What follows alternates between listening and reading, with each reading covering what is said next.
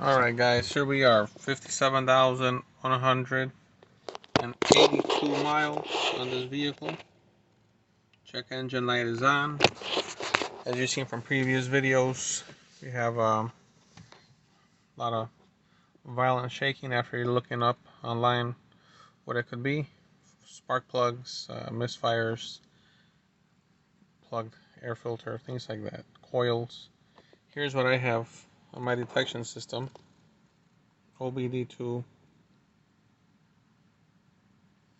misfires on cylinder 1 and 3.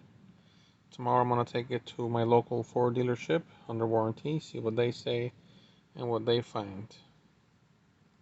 This is all that showed up, so I'll keep you guys posted.